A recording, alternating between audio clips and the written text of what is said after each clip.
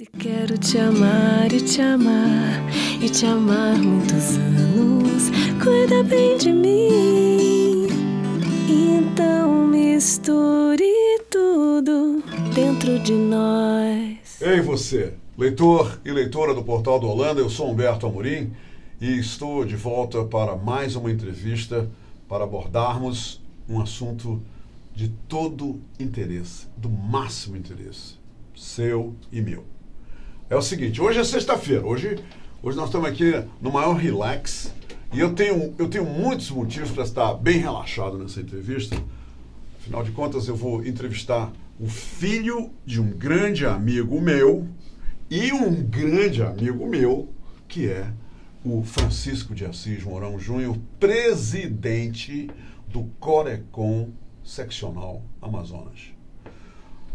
Hoje em dia, fala-se muito, como se fala hoje em dia, no ministro da Economia, não é? Ele está aí na berlinda, está todo mundo falando nesse camarada, o Paulo Guedes, não é verdade? Então ele é uma das pessoas mais comentadas do governo, existe muita preocupação em relação àquilo que ele vai propor, como será implementado o que ele propõe, não é verdade? Nós estamos aí de olho nisso. E hoje eu vou entrevistar, né, a figura mais importante do setor da economia do estado do Amazonas, que é o presidente do Corecon, o Mourão Júnior.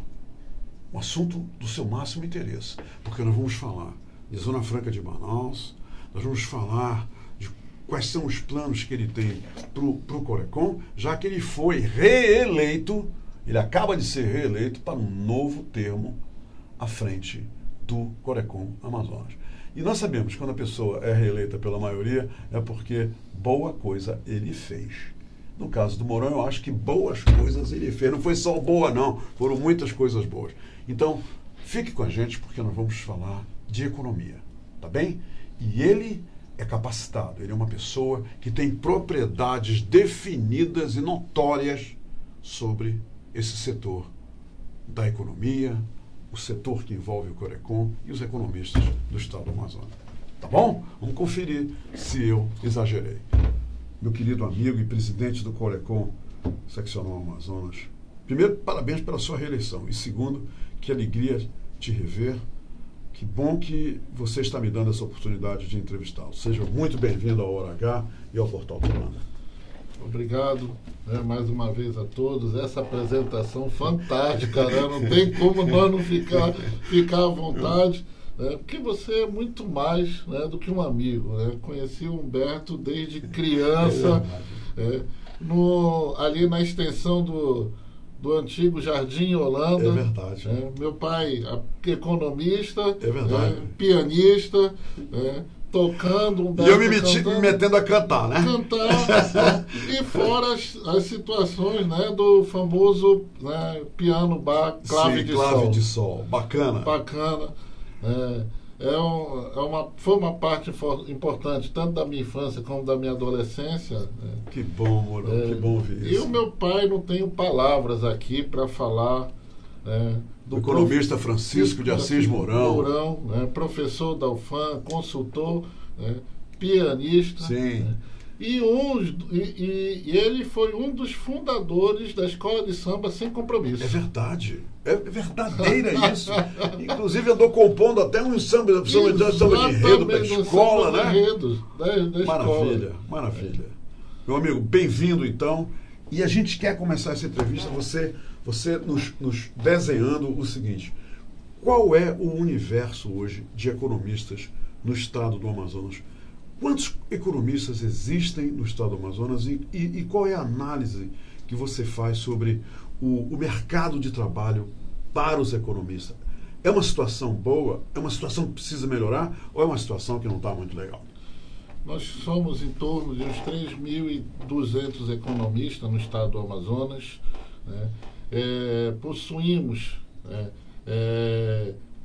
algumas faculdades, né, tanto da federais como no caso a UFAM, a UEA, né, a Newton Lins, o CIESA e a Uninorte, formando profissionais de economia, né?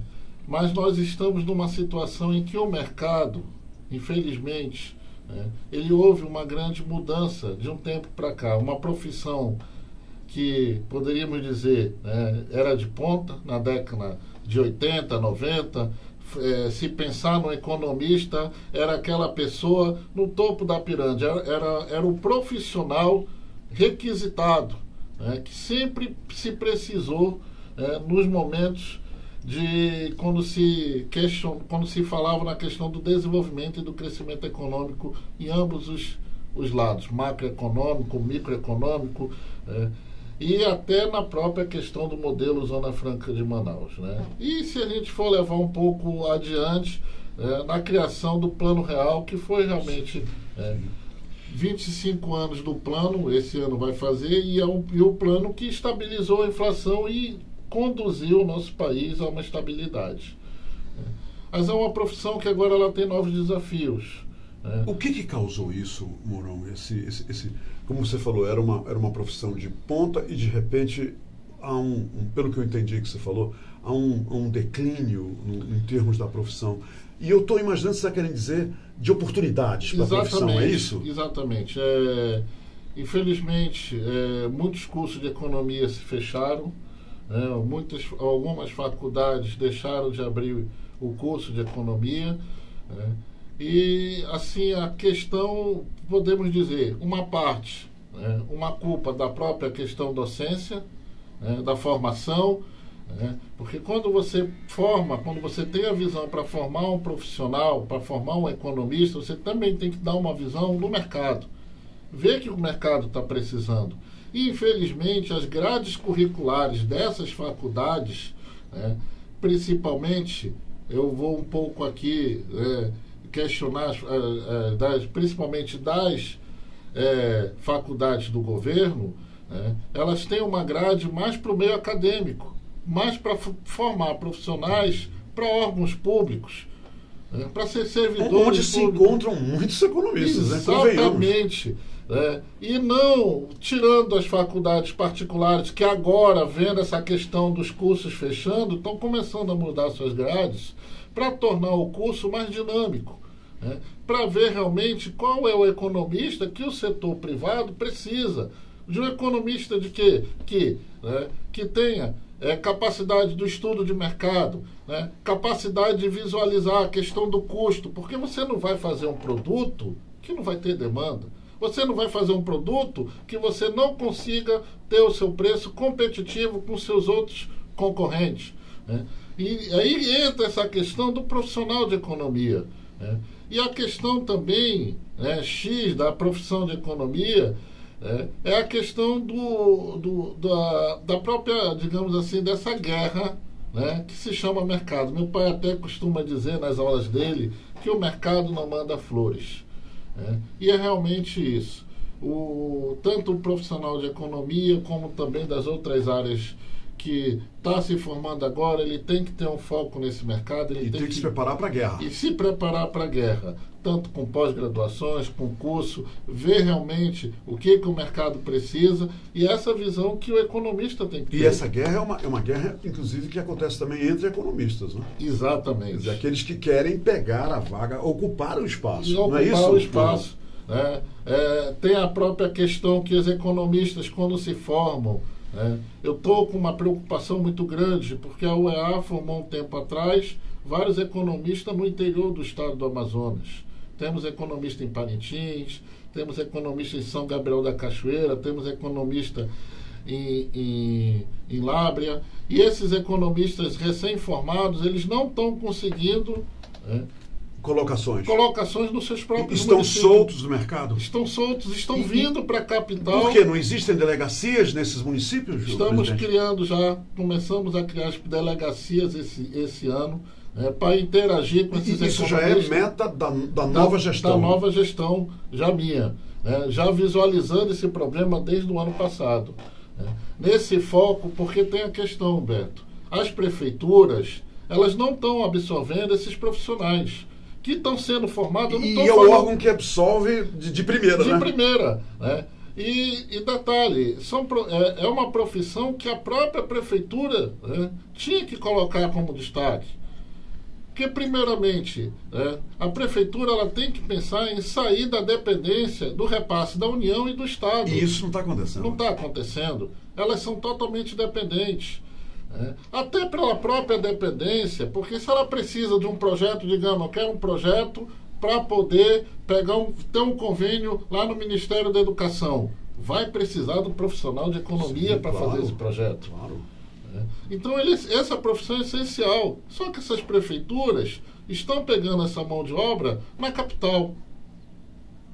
Estão contratando essas empresas na capital. E o profissional foi formado lá na paróquia. Lá na paróquia, no município lá, a prefeitura não absorve. E a própria questão dos prefeitos começarem a visualizar a longo prazo, tentando desenvolver novas matrizes municipais ali, econômicas. Que ninguém está desenvolvendo. Essa que é a verdade. Não é, presidente? Novas matrizes. Exatamente. A dependência na grande matriz continua. Continua.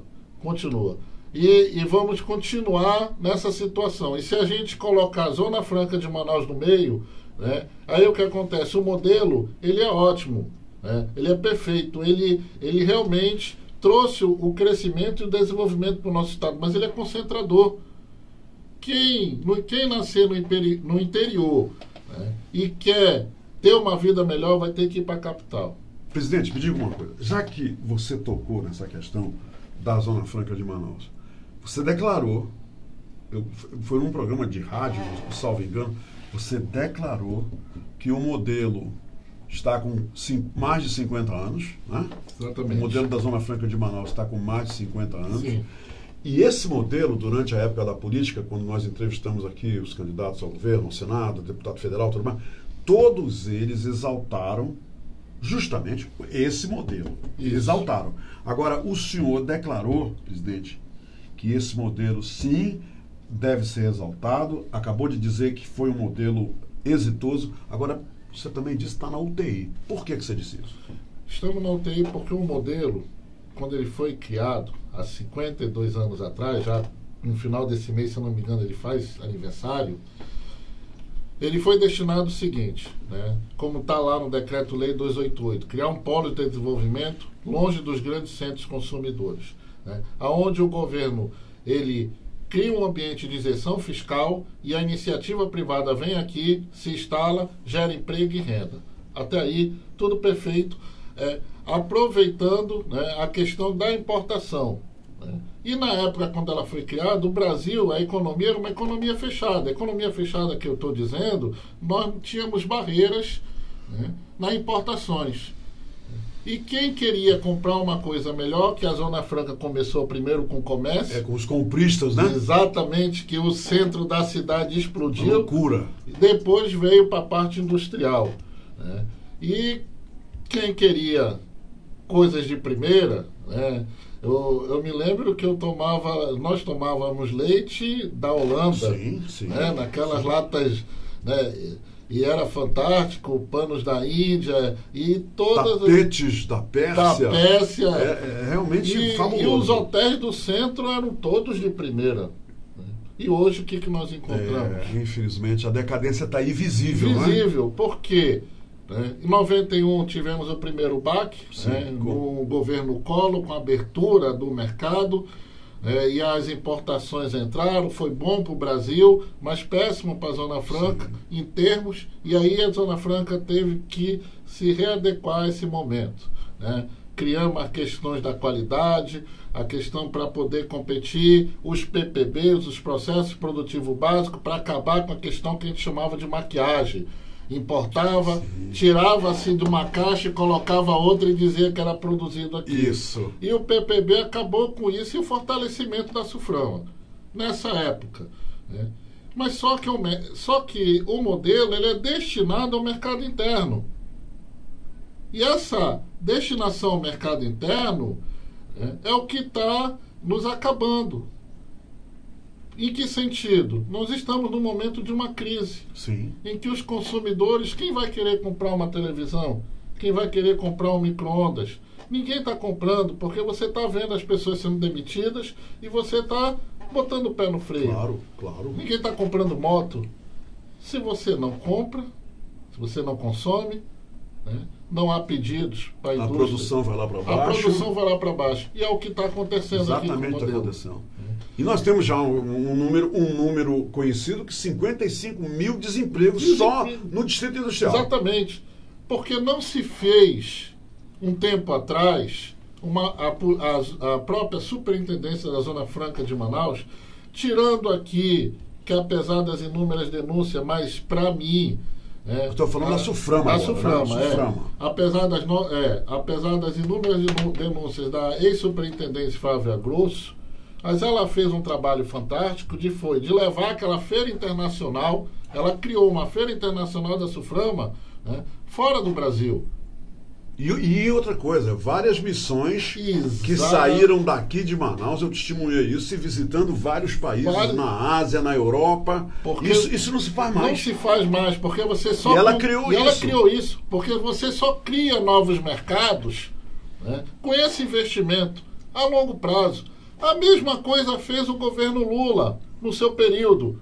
Se eu não me engano, no primeiro e uma parte do segundo governo, né, nas suas visitas oficiais.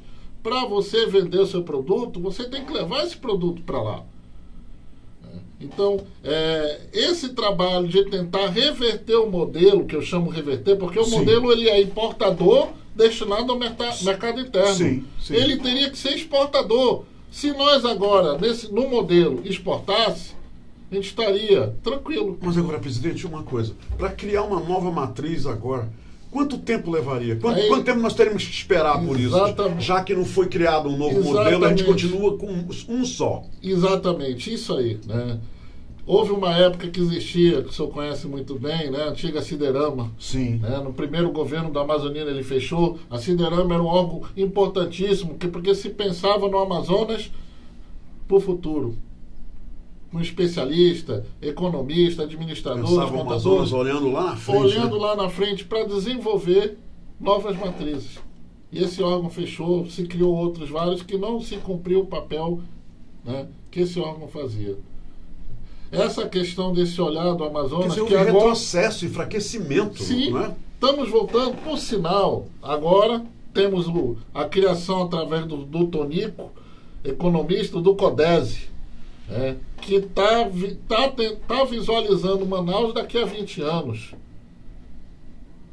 É um papel importante. Isso é muito positivo. Isso é muito positivo, é um trabalho levando fantástico. Em consideração que nada está sendo feito para amanhã. Exatamente.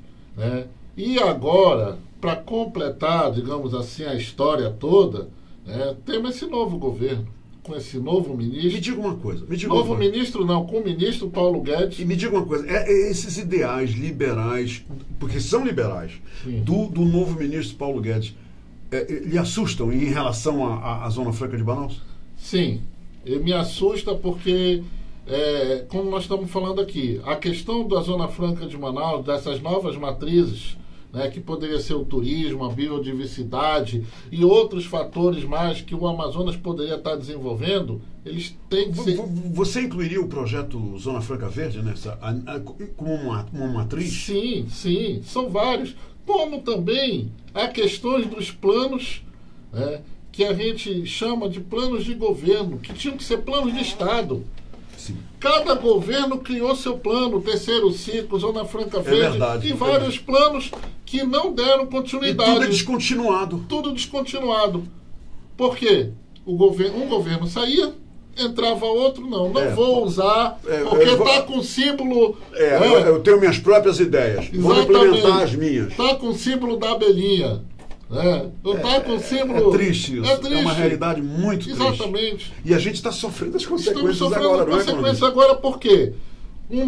Esse novo governo, o ministro Paulo Guedes, com ideais neoliberais, em que a menor presença do Estado na economia, numa forte tendência da Escola de Chicago, numa forte tendência do que a gente chama de Pacto de Washington, que foi implantado no Chile, no governo do Pinochet. O Chile está aí, ótimo, bem.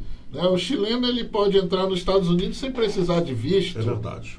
É uma economia que está pujante, e algumas particularidades. Lá não existe universidade pública no Chile. Então, é uma menor presença desse Estado, né, para a iniciativa privada, né, crescer. Menos impostos, mais geração de empregos e tudo mais. Mas só num detalhe, que o Brasil, né, não é um Chile. Né? O Brasil tem dimensões contingenciais. Meu Deus, fugiu a palavra.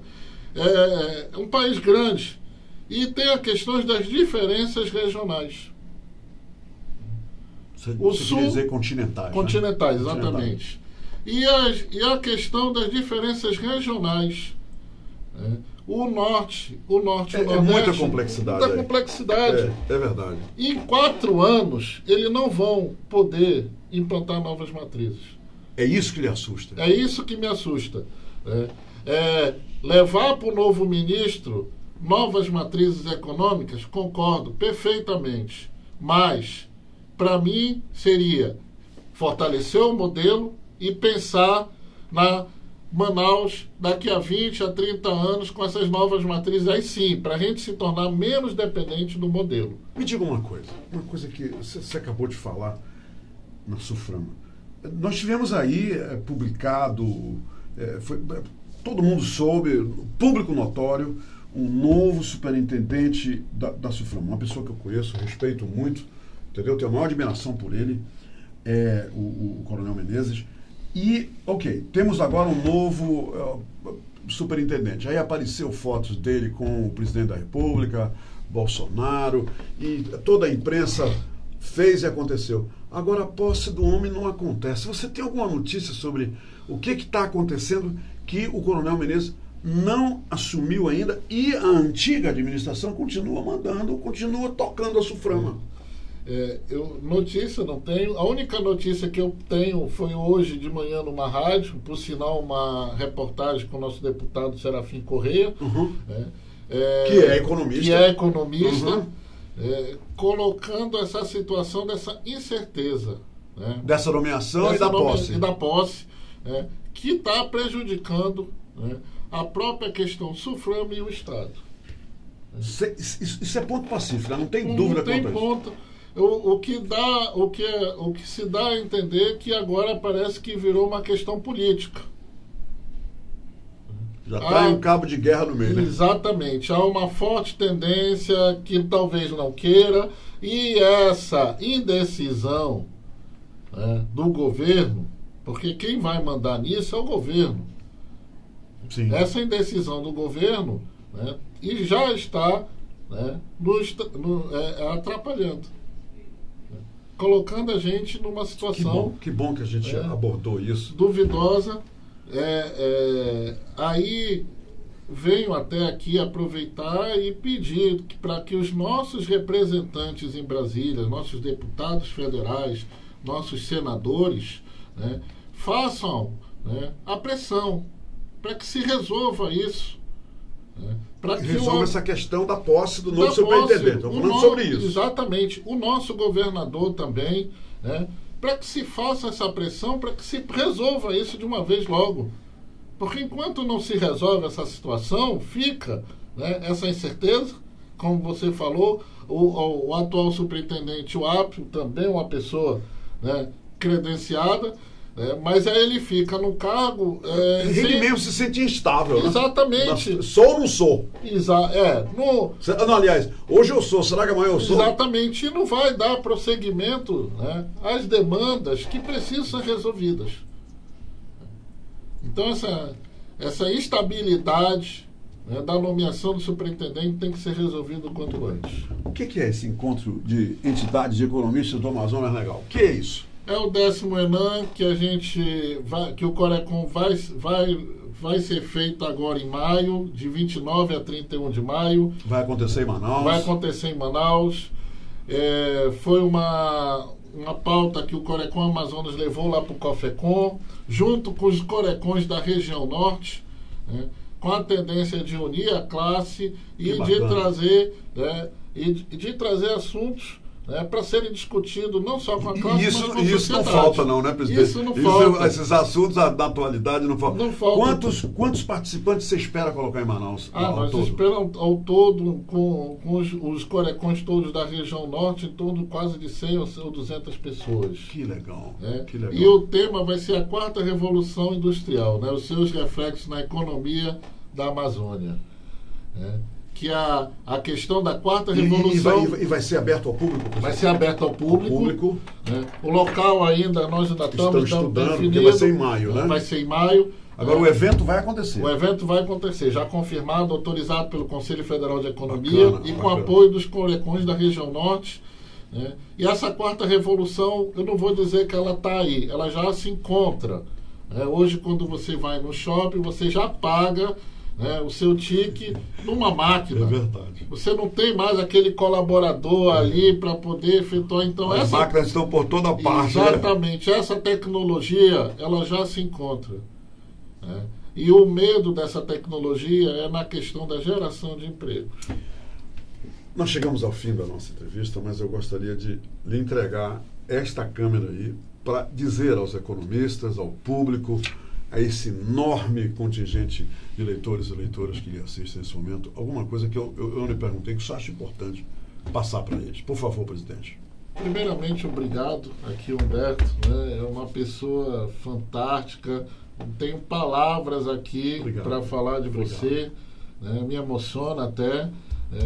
E falar do meu pai, meu pai é o maior presente de Deus. Sem dúvida. Já falaram que ele formou 80% dos economistas no estado do Amazonas. Eu digo que é muito mais. Um educador de primeira. De primeira e um excelente pianista. Diga-se de passagem. É verdade. E dizer aqui aos meus queridos economistas que o Corecon vai continuar seu trabalho, o mesmo, dando continuidade do ano passado, com foco principalmente na profissão, na fiscalização, olhando também a questão de readequar os economistas com curso para que eles possam voltar ao mercado de trabalho.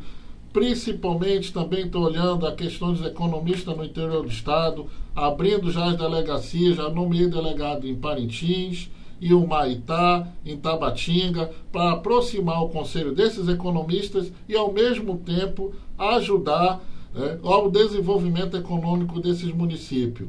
E também em prol da sociedade. Sociedade essa que precisa, principalmente, defendendo o modelo Zona Franca de Manaus. Meu amigo, obrigado. Sua mão no meu coração. Leve um abraço, querido. Levo. Afetuoso e sincero para o seu pai. Levo. Tá bom? Obrigado. E o Corecon e eu estamos à sua disposição para próximas vezes que você quiser chamar, para que a gente possa discutir. Por sinal, 20 minutos foi muito pouco. Muito pouco. Eu queria conversar muito mais. O portal do Holanda também está de portas, janelas, porteira, tudo aberto para o Corecon. E parabéns à sua equipe de apoio jornalístico. A sua equipe foi realmente fantástica desenhando essa entrevista para a gente. Quero agradecer a todos vocês da assessoria de comunicação do Corecon, que não mediram empenho nem desempenho para que o presidente viesse aqui conversar com a gente no Portal do Holanda. Muito obrigado. Parabéns para vocês. Profissionalismo merecido ao Corecon. Muito bem, minha gente. Por hoje é só. Sexta-feira, aquele velho e antigo conselho. Pega leve, tá? Pega leve, tá bom? Se você bebe, não dirige. Se você dirige, não bebe. Tá bom? E não esqueça. Eu digo isso porque eu adoro, né? Um fermentadozinho é comigo mesmo. Mas eu vou dizer para vocês, tudo domingo, com moderação, né? Com jazz. E com jazz, no domingo. É por causa do programa de jazz que ele tá falando isso. Gente, tá vendo? Olha aqui, gente. Sem contar o charuto. Sem contar o charuto. Olha, o doutor Aristóteles vendo isso, ele vai me matar. Ele vai me matar, meu cardiologista. Pois bem, que essa alegria, que esse espírito prossiga com você durante todo o fim de semana. Até segunda-feira e obrigado por todos os momentos que vocês passaram com a gente a semana inteira, tá bom? Namastê. Até segunda.